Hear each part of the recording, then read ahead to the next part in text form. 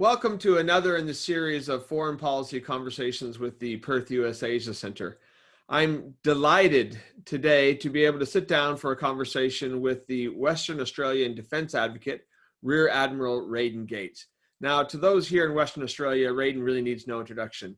In addition to being our man in Canberra, so to speak, something that has a newfound importance now that Canberra seems to be in a separate country, we also have the great fortune here in the state of having Raydon serve as chairman of the Defense Advisory Forum.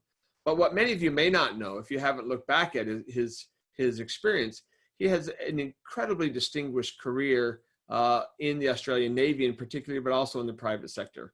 He had 37 years in the Navy. The majority of the early years were spent at sea on 15 different boats. He served as the inaugural head or commander of the Australian Defence College in Canberra, and then was Australia's maritime commander. In other words, commanding the entire Australian fleet, particularly something that was relevant during the Iraq War. For his tremendous efforts, he was appointed an officer of the Order of Australia in 2005, and then rather than stop there, went on to serve as Australia's defense attaché in Washington, D.C. For a number of years. And after, again, that 37-year career in the Navy, he went to the private sector and served for 6 years as the CEO of Lockheed Martin, Australia. And so you can understand why his appointment as WA's defense advocate caused such a buzz, and why we at the Perth US Asia Center have been so delighted to work with Raydon over the last several years, particularly as we have worked with the state government to host our annual WA Indo-Pacific Defense Conference. So Raydon, thank you. I appreciate you taking time to talk with us. There's a lot of issues that are out there, and I thought we might kind of start big picture and then just kind of work our way down. But given the breadth of your career, both in public service, in security, and in private sector, I wonder if you might just help us take stock of the defense environment that Australia is facing right now. And it's changed a lot during your career, but it's also changing rather precipitously as we now wrestle with COVID-19. So just give us kind of your big picture view of the issues that we should be paying attention to now. Certainly, and g'day, Gordon, and thank you for the invitation to have a chat. It's in these times of COVID-19, it's an opportunity to reach out and engage with people, which I really enjoy. I think the big issues that are sitting there and playing in my mind at the moment is, I should start with the fact that defence and national security in Australia, certainly of my dealings with what's going on in, in Canberra at the moment, has not decreased at all. COVID-19 has not stopped that, and in fact, it's been highlighted, if you like, or concentrated with some weekly meetings now with the federal government on making sure that things like Defence Industry and Association for Defence and Capability is not lost in this period of pandemic. I think broader, though, sitting back and looking at these things as one can after being out of the Navy for now 11 years, is the pace. I think it's not only the pace of change, it's the pace of events and the external influences on those events. I'm old enough to be, when I joined the Navy, it was a bipolar world. And all my early training of the Royal Navy, the threat was, the Russian bear, and in the aircraft as well, actually. But that was where you studied. Now the young officers coming through and our senior leaders are in a much more complex environment of where the threat will come from. If we accept that their primary role is national security and being in a position to defend the nation when required, to understand all of these forces that are coming in, and now more so than ever, the economic factors that drive these, because this is where our government potentially is within a whisker of being at 2% of GDP, which is the nice average sort of accepted figure of where you want to be for spending for defence. Economic factors now drive, exactly as you would appreciate, just how much that money actually is. 2% is a nice figure, but when it comes down to real dollars, that changes. So inside that economic factor, which is now going to take a big hit in COVID-19, they're dealing in an environment that we have strategically, particularly in our region and all our friends in the Indo-Pacific, I understand, that there are two rather large nations just muscling up against each other. And that, regardless is of the outcome, which we all hope is sensible, if you will, causes people concern. And then it starts to the preparations. And certainly my 4 years I did in Washington, we had a lot of time explaining to the Americans, and so I am bilateral now, so I can talk with you quite simply, but it's a matter of if what drives economic policies in the United States has international consequences. And that wasn't always understood. It's not going to change anything, I don't think, but the cognizance of that is so important. And then the other part of it, of course, is as the Japanese like to say, if a butterfly flaps its wings in, say, Washington, DC, somewhere a long way away, there tends to be a tsunami of wind. So it's, again, the flow of those consequences that come out. And then finally, to put all that together, what they're constant right now, of course, is things like a pandemic that happened, it seems so fast. When I was looking and doing this, particularly say things like the Fleet Commander, you would be talking about, and the policy at the time would be talking about a warning time, approximately 10 years. I think we've learned over this last period that has to go. That is so ancient.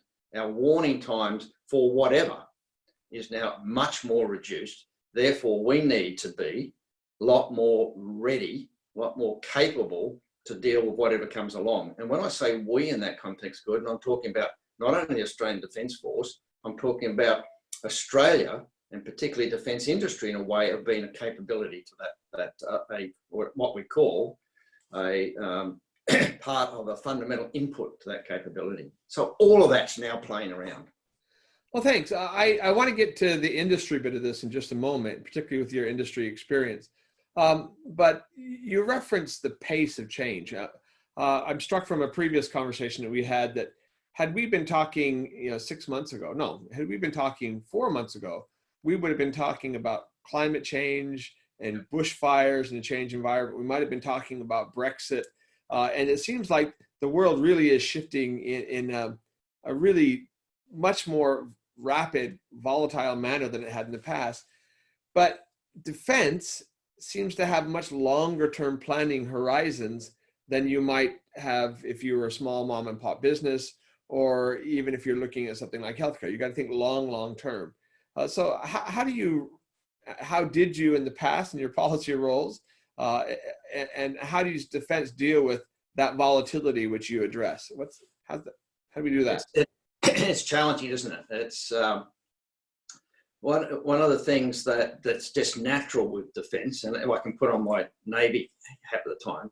But we're in a tremendous period right at the moment of growth of the Navy.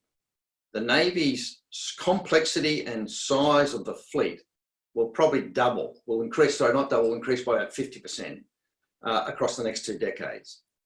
2 decades, already we're talking about a time period that's this long. And to get the future submarines, to get the future frigates, we talk in decades. But we're in an environment that we've just discussed where the warning time can be a lot shorter than that. And it's in fact coming down much more, so faster and faster. The challenge then is to build for the future and be looking to be having that complex capability way out here. At the same time, you have to retain the capability of your present force. And you have to then start be looking at things like upgrades, sustainment, maintenance. How do they all contribute to having a capability? And I'm only talking there in steel, in the empty hull, as we used to talk about. The Navy itself and the Army and the Air Force and in fact the whole Department of Defence, all the enablings, are also talking about their people. How do we grow our people? How do we train them? How do we bring up them to be capable of meeting those challenges and being flexible enough, to work in what we used to call working in ambiguity or working in complex environments. So the challenges are just out there and in some cases just increasing. Well, applying that specific challenge identified then to defense industry, I think people in Western Australia are probably a little bit more familiar with longer term, industrial horizons, just because the investment that is required to go into LNG projects or mines means that you're investing in plants with a 40-year time horizon. And that seems to be the case for defense industry as well. If you're doing air platforms or submarines, you really got to plan out over the course, not just of 1 or 2 years or 5, but really 20, 30, 40 years in that process. So my presumption is that as a result of that, defense industry is not going to be nearly as volatile during this current COVID-19 era as other industries. Is that a fair assumption, or how do you see that playing out specifically on defense industry? I think it's a very fair assumption, and it's one of the things that we have been working with right now, is that driven by trying to take out, before COVID, it was trying to remove the peaks and troughs that occur in defence industry.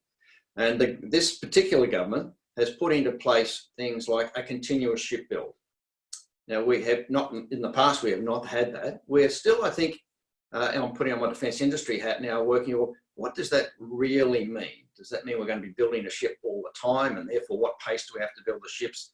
Are we going to have the ships to only no longer do half of life refits, only maybe serve 15 years and then be sold off? All still to be worked out.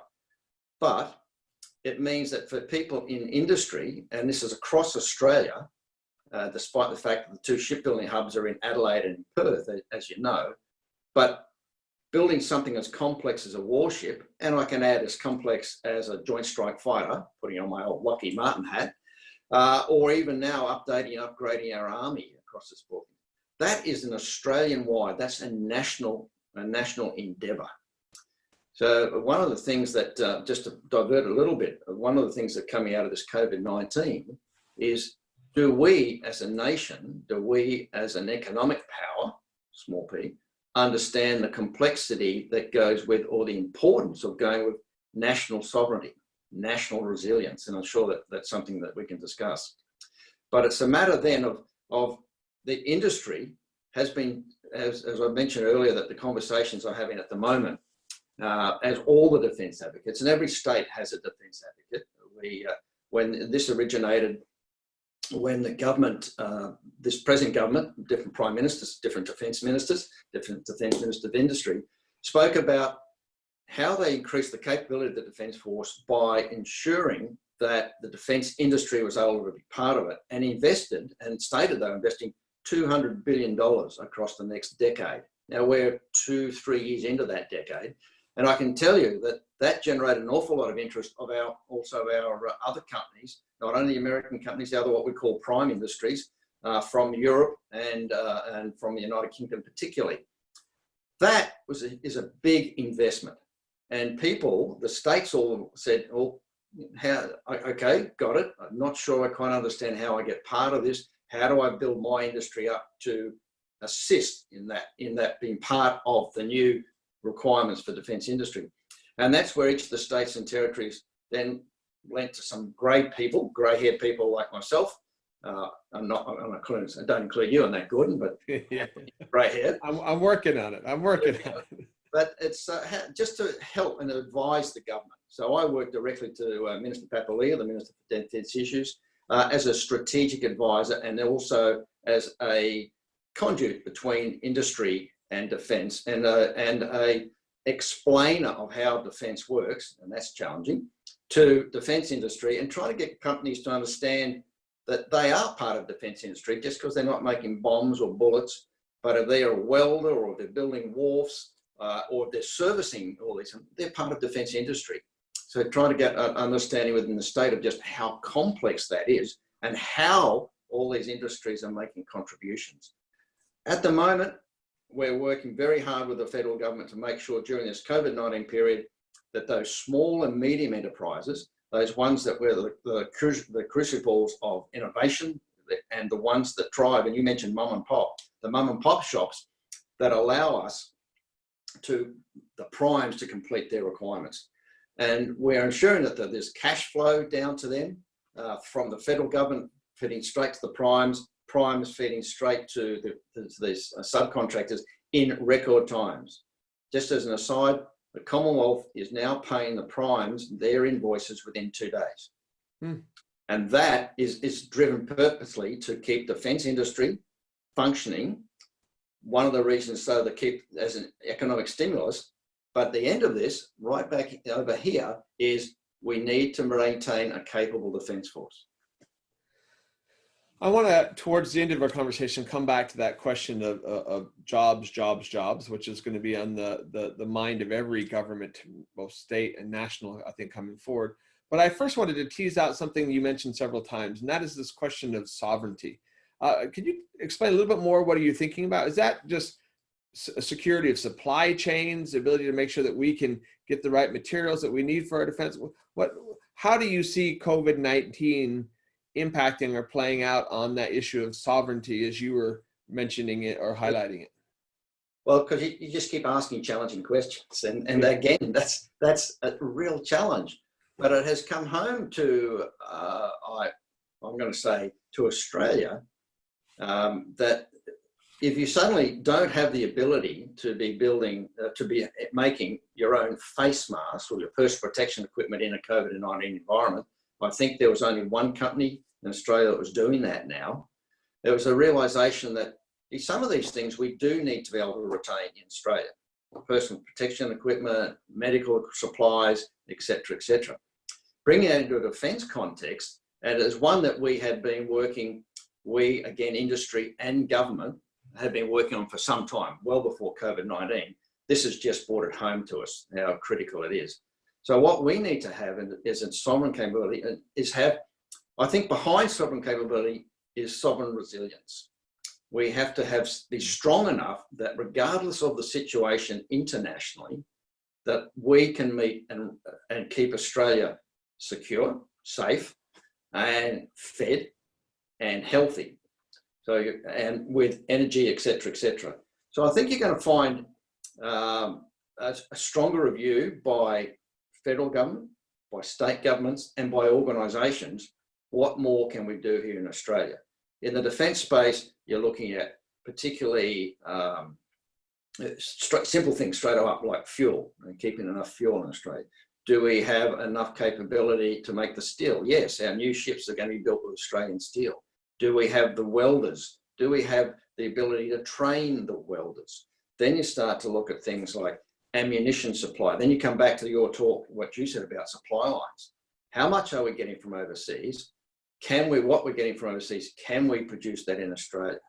Now, I again, with the industry side of things, have to admit, you have to understand that does come at a cost. So the globalization comes at a cost, as we're finding out now. And the other part is that when there's a challenge on the supply lines for the world, that the people who you have organized to be your supply chain suddenly has their own sovereign priorities. And therefore, yeah, okay, I've got a contract here, I understand I've got to deliver you this. Unfortunately, I can't do it. So that's when the old piece of paper is not quite worth what it was signed on, and then the consequences of that will be dealt with later. So it's a review, I think a very critical review of what do we have to do in Australia. So the first bit is to recognise that. What is it we do? And there's some that we can't do. The subcontext is it comes at a cost. And then we get into, the government gets into this balance again. But some things we just can't afford not to have. Now, this may be an unfair and difficult question given your role as a WA defense advocate, but your focus on sovereign resilience kind of brought to mind an article I read just this week focusing on the US defense procurement system, which is an entirely different beast altogether.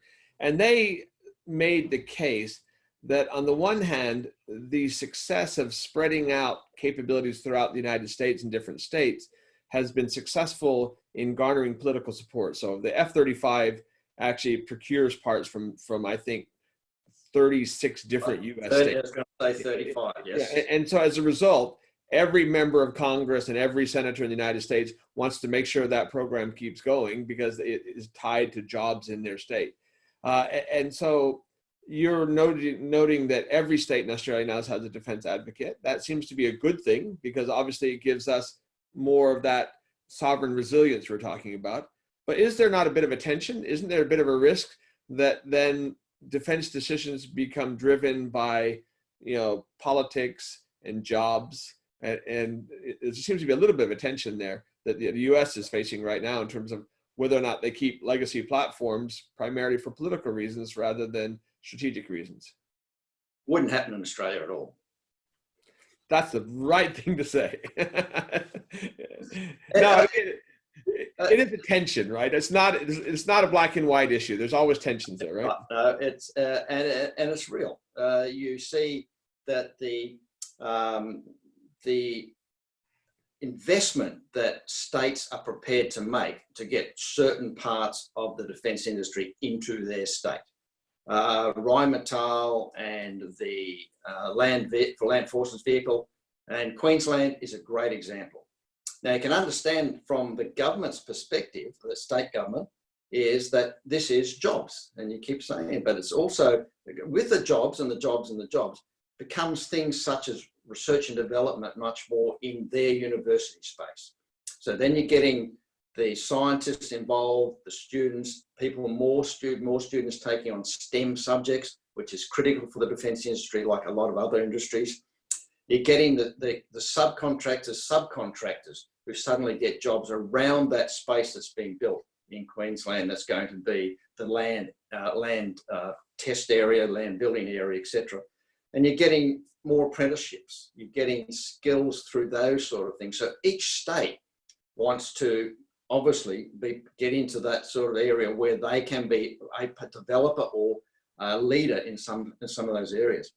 The advantage, I would say, to Australia compared to my experience in the United States is that we actually have, because of the size that we are a large country, of course, but we're still only 25 million people.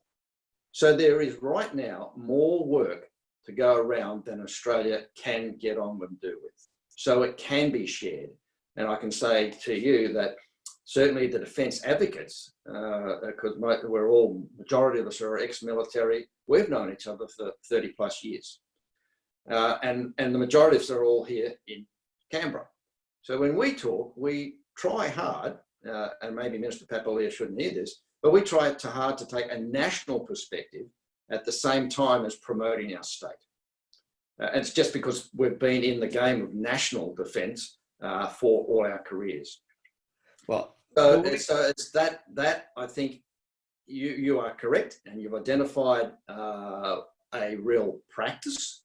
But in Australia, I don't think it's anywhere near as vicious or as driven by so much political side at the moment, because there's more than enough to go around. And you were very persuasive in laying out that, a defense job to build a submarine or to service, a cruiser is not just a single job. It's really that broader environment. And it's pretty clear exactly why the state feels they need to have a defense advocate and why they're fortunate to have one with your background experience. And obviously the network of both peers and competitors in that process. So let me turn to that just a little bit. After several years now serving as a WA defense advocate, what is your primary message to Canberra? What is it about what's happening in WA in terms of defense industry, our geography, the changing strategic environment that people in Canberra or in the other parts of Australia need to understand? Well, of course, in WA, we are very, very fortunate with the depth of experience that we have here. As you know, our governor is an ex-defence minister. University of Western Australia, where you are, we've got Stephen Smith, an ex-defence minister. The defence export advocate for the whole of Australia at the moment, here living in Perth, is David Johnson, former defence minister. And of course, the present defence minister, Linda Reynolds, and the present defence minister for defence industry, Melissa Price, are all sandgropers. You'll have to translate that somewhere else. But Canberra is well aware through their experience and in the background that they had, and present in Canberra as well, is the strategic significance of Western Australia. We're the only state in Western Australia that borders the Indo part of the Indo-Pacific. So critical in that perspective. So I certainly have not had any, I haven't had any issues of trying to have people understand the geostrategic significance of Western Australia. They do have to be reminded at times that Western Australia is way over there. It is 2 hours or 3 hours time difference, depending on the season, but it is 4,000 kilometres, I think, away. So our, particularly again, coming back to the defence side of it, has to be an ability to be, in a way, isolated, protect itself in some cases, but at the same time connected to Canberra. So it is part of the West Coast side of things. And that's why back again in my days, particularly with Minister then Beasley, the Two Ocean Navy was formed down with the ports so south of Perth. So it is, then you go forward and say, okay, so we're over here, we're isolated, but at the same time, we're the most resource-rich state in Western Australia. And those two industries, in respect to the resource sector and building for the defence sector, are pretty compatible. And we can have the shifting of the workforce between those two areas. Now, sometimes that can be a concern, but right at the moment, we can bring in an awful lot of experience from our universities and research and development, things like underwater technology, caught up with the rigs up north, and also now back to the Navy. I was in one of the universities and we're talking to one of the research vice chancellors, and he said, we're doing all this work on steel in salt water and looking at corrosion and see how that works and the consequences and the effects of that. And I said, are you talking to Navy? And it was sort of, oh yeah, we've just reached out. I said, well, they've got an awful lot of steel sitting in seawater. So it's just trying to make those connections that people can say, oh, right, I've got to talk to Defence about that. And I do remind them, and I remind your audience, that Defence has a capability to provide an awful lot of grants, for example, to things through the Defence Innovation Hub that can assist universities and research areas and small and medium enterprises just to get that kickstart in some of those areas that Defence are looking for. But in Canberra, I think that in my recent experience, very well understood the capabilities in Western Australia. And again, because I mentioned those ministers that we have here in Canberra from Western Australia, and I include Minister Cormann in that, Minister of Finance, but every opportunity they get is also presented and put forward. What we're always looking for, though, is the differentiator. Because again, this state's got this state's got that, this state's got, what has Western Australia got? And I think if I had to put one point to that, it would be the compatibility of the resource sector, the difficulty in the environment in which the resource sector works, and how that can come and complement the defence industry side of things. It's been said that defence is all about logistics. And if you look at the resource sector in WA, and they're world leaders in logistics in every way, shape, or form. Absolutely. You mentioned briefly, Two Ocean Navy, Two Ocean Strategy.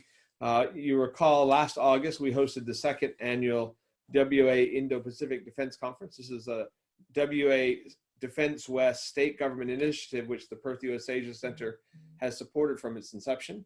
We're hoping to figure out a different modality in the current COVID-19 environment. But last year, I was struck that, we had a community here in Western Australia of which, 500 plus people came out and spent the entire day with us as we wrestled with big picture geostrategic issues, the region in which we sit, the Indo-Pacific, and then some of the very specific educational, technical, and other issues that they deal with. I want to end with kind of two questions. One, does that WA focus on the Indo-Pacific and the region in which we live provide us with any particularly unique perspectives or opportunities? And then the follow-on question from that is, if watching this video is a small and medium-sized enterprise down at Henderson or here in Western Australia, and they attended the defense conference last year, but they're looking forward, what do you think they need to understand most about what's going on in Canberra today, particularly in the COVID-19 pandemic area? So again, kind of opposites, Indo-Pacific, and then how does the WA business kind of focus on that? And we'll wrap up there. That's a really good jump from Indo-Pacific to Henderson. That's Yes. how I was trying to make the point that Henderson is on the Indo-Pacific coast. That's the connection there. And I think to start with your first question is that is the point about Western Australia, and I already stated that it is the only state that borders the Indian Pacific Ocean.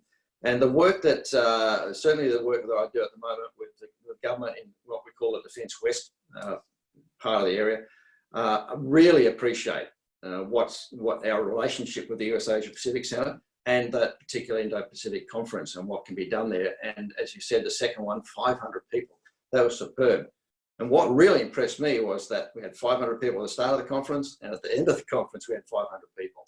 And that's rare. But that was, I think, very much shows, one, the desire to understand the environment in which we are, because it is different to the rest of Australia. And the other part is, where do I fit into it? So the numbers of small and medium enterprises, sort of, if they understand the context in which they're trying to get the work, it helps. For them, it is all about, okay, I've got my house mortgaged, I've got to put food on the table, I'm making this particular product, I've sold it to Defense, I'm waiting for the money to come through. Is this the right space for me to be in? I can only say to all of them, yes, it is the right space. It is a tough gig to get into Defense, but once you're in and you're starting to produce, it is also a little bit of, I would imagine, a sense of pride to not forget that what you're about is not equipping an aircraft or a tank or a ship. It is ensuring, because of your product, that ship, tank, aircraft can go into harm's way and come out again, with achieving its mission and bringing the crews home safe. And if you have that in your mind, as that's what's special to me in defense industry, you're spot on. You know, that sense of pride is probably the best answer that you've given to that tension we were talking about earlier between jobs and that, because of course our premier, former Navy himself, our Minister for Defense Issues, Paul Papalia, former Navy himself, they care about WA and WA jobs, but they also care deeply about the country. And there's a sense of pride that WA can contribute to the national interest, to the national defense going forward. And I would add that extends to us here at the Perth US Asia Center. And so on behalf of the Perth US Asia Center, we are delighted that you continue to serve on behalf of Western Australia as a defense advocate. The only thing we look forward to is the gradual reduction of travel restrictions, and so that you can come out and visit us here in Perth again, because virtual is nice, but it's not quite the same as having you out here on the West Coast. So thank you, Raydon. Appreciate it. Thanks, Gordon. Thanks very much for the conversation. Believe me, I'm looking forward to getting back over to Perth as soon as I can, and as soon as it's safe to do so. So fingers crossed. We'll do this again in person. Thank you again. Appreciate it. All the best.